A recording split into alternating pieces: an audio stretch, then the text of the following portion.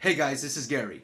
British roadsters were very popular in the USA after World War II. We were the world's largest market for sports cars until safety regulations were imposed in the 1970s, which caused the roadster's timely demise.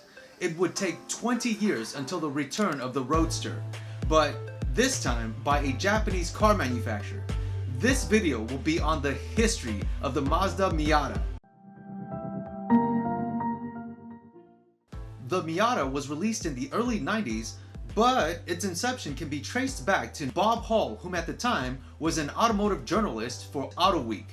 While visiting Mazda's Hiroshima headquarters, he was asked by Mazda's head of R&D, Kenichi Yamamoto, regarding what type of sports car they should build. He then got up and drew a chalkboard sketch of an open-top sports car. The Mazda representative acknowledged but did not pursue as Mazda was unfamiliar with that segment. Bob Hall would find himself 2 years later in 1981 working for Mazda's product design department in California. He was assigned on the Mazda B-Series pickup truck project. At this time, Kenichi Yamamoto had become the chairman of Mazda Motors. Yamamoto visited Mazda USA one day and reminded Hall, whom had forgotten about the discussion, to pursue the open-top sports car idea. Bob Hall soon recruited Mark Jordan in 1983, whom had an automotive design education and grew up amongst car industry executives. Later that year, he also hired Tom Motano, whom had timeless design experience. Mark and Tom would find themselves working on the future Roadster. It would be assigned the internal code name LWS, or Lightweight Sports, which was part of an internal Mazda program called Offline 55, which was a gathering of critical thinkers to provide input on potential production cars. Mazda wanted options, so under the Offline 55 program, Mazda set the California, Tokyo, and Hiroshima teams to a friendly competition. Bob Hall's California team designed a clay model front-engine rear-wheel drive layout codenamed the Duo 101. The name represented that it could be used with either a soft top or hard top, while Tokyo assigned a mid-engine and Hiroshima a front-wheel drive. At the competition, the California team took the top off to show its sportiness, and in the end, the California team's rear-wheel drive layout won. We may have also seen the front-wheel drive as the 90s Mazda 323 later on. The front-engine rear-wheel drive clay model was sent to International Automotive Design, IAD, in Worthing, England, and a prototype codenamed V705 was produced, destined for Japan. Funds were dispersed for a second clay model prior to the V705 arriving to Japan. The completed V705 had a fiberglass body and 1.4-liter engine from the Mazda Familia, RX-7 rear axle, and components from other models. Mazda Japan then shipped it to the US to compare with the latest clay model. The V705 was driven in Santa Barbara and received positive feedback prior to getting shipped back to Japan. Mazda soon gave it the green light for production in 1987. Another clay model was created in the US afterwards and sent to Japan. This latest clay model would be known under codename P729. It was criticized as being too large, and they started shaving it to make it slimmer. The next issue was the name of the car. The US wanted to call it the 1600S, and Japan wanted RX-5. Well, the RX references to Mazda's rotary line, so it was eliminated since this car would not have a rotary. Rod Bymaster, Mazda's head of products planning and marketing, soon found the name Miata in Webster's dictionary, which means reward, and was used for the US. Japan named it the Unos Roadster and Europe the MX-5. There were many people involved in this project, which I'll list here. But Toshihiko Hirai, the program manager, is known as the father of the Miata. He was the internal advocate for this project and kept it focused on design parameters the 8 years it was under development. Without him, the project would not have been successful. Toshihiko Hirai implemented the philosophy of Jinbai Itai at Mazda, which meant rider and horse as one, which was derived from Japanese horseback archery. The core design requirements for the Miata were as follows. The first generation Miata debuted at the February 1989 Chicago Auto Show, but was overshadowed by the technologically advanced aluminum Acura NSX and Nissan 300ZX twin-turbo. Sales started that May as a 1990 model with a convertible soft top weighing in about 2,200 pounds. It was as simple as you can get for a roadster without any other gimmicks, and became a huge success for Mazda as there was no competition other than the unsuccessful and outgoing Alfa Romeo Spider. The Miata had a 1.6-liter dual overhead cam engine to provide the purest form of power. A turbo or supercharger would add weight, complexity, and cost. The manual transmission was designed to be quick-shifting, effortless, and precise, which the driver would enjoy. An automatic was offered, but was not very popular as it took away from the driving experience. To provide the driver with responsive powertrain feedback, they created the power plant frame, which rigidly connected the transmission and rear differential, allowing the driver to be more connected with the car. A limited slip differential was offered for manual transmission cars in the US and Japan. The most important aspect was the suspension. Mazda used a double wishbone system not only in the rear, but also in the front. Front and rear anti-roll bars were used for torsional rigidity, as well as front and rear brake discs for stopping.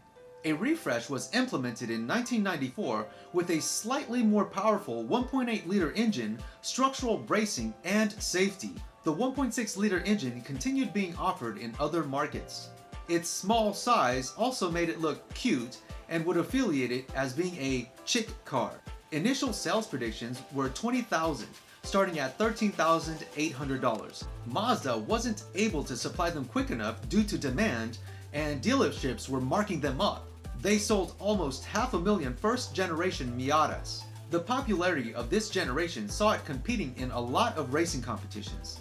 The second-generation Mazda Miata debuted at the October 1997 Tokyo Motor Show and sold in February of 1998 as a 1999 model. It was much needed because the first-generation Miata was getting outdated after almost a decade. The Miata now used fixed headlights due to pedestrian safety standards and most likely for simplicity and cost. The body style was very similar to the third-generation RX-7. The car did grow in width and became more aerodynamic. The same 1.8-liter engine was used, but was updated with some technology. The 1.6-liter remained being offered in other markets. A 6-speed close-ratio transmission was introduced for certain special models. The suspension remained independent, with larger anti-roll bars, wheels, tires, and brakes. A refresh was implemented in 2001, gaining bending and torsional rigidity, and at the same time, weight increased. The engine's intake and exhaust system was updated, but the most significant included variable valve timing on the intake camshaft, which adjusts timing to provide better power, fuel, and emissions requirements. The Mazda Speed MX-5 was introduced in 2004 in the US with a turbocharged motor to fulfill those whom were seeking more power and speed. The MX-5 Miata was recognized in the Guinness World Record as the world's best-selling roadster. The Miata was so popular in racing in the USA that Sport Compact Car of America made a class specifically for them called Spec Miata, and a more advanced class called MX-5 Cup. The third-generation Mazda Miata was introduced in August 2005 as a 2006 model. It was a drastic change from the first and second generation, as they felt that the same combination from the first and second should not be continued, so they started from scratch. Mazda wanted to refine the third generation due to slower than expected sales of the second generation. The suspension also changed from double wishbone at all four corners to double wishbone front and independent rear, which was shared with the RX-8. A retractable hardtop option was offered a year later, which was a nice feature as it was considered more of a luxury item like ones found on higher-end cars. A 2-liter dual overhead cam engine was offered for the first time with optional 1.8-liter in other markets. Transmission options were a 5-speed and 6-speed manual or 6-speed automatic transmission with paddle shifters. The Miata now had new competition, indirectly and directly.